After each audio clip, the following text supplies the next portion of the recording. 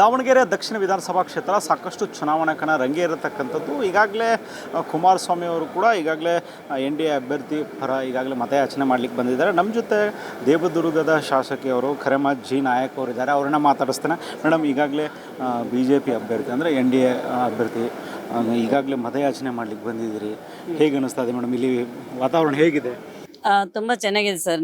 ನಾವು ಈಗ 3 ದಿನದಿಂದ ಸತತವಾಗಿ ಕೆಲವೊಂದು ಭಾಗಗಳ ಕಡೆಗೆ ಅಡ್ಡಾಡಕತ್ತೀವಿ. ದಕ್ಷಿಣ ವಿಧಾನಸಭಾ ಕ್ಷೇತ್ರದ ಅಭ್ಯರ್ಥಿ ನಮ್ಮ ಶ್ರೀನಿವಾಸ್ ದಾಸಪ್ಪನವರು ಕರಿಯಪ್ಪ ಅವರು ಪರವಾಗಿ ಭಾಳ ಒಳ್ಳೆಯ ಅಭಿಪ್ರಾಯ ಬರ್ತಾ ಇದೆ. ಯಾಕಂದರೆ ಒಂದು ಬದಲಾವಣೆ ಮಾಡಬೇಕು ಅನ್ನೋಂಥದ್ದು. ಯಾಕಂದರೆ ನಾವು ಬೇರೆ ಬೇರೆ ಕ್ಷೇತ್ರಗಳಲ್ಲಿ ನೋಡಿವಿ. ಯಾಕಂದರೆ ಅಕಾಲಿಕವಾಗಿ ಬಂದಂಥ ಚುನಾವಣೆಗೆ ಒಂಥರ ಅನುಕಂಪ ಇರ್ತದೆ, ಆದರೆ ಇಲ್ಲಿ ಯಾವುದೇ ಅನುಕಂಪ ಕಾಣ್ತಾ ಇಲ್ಲ.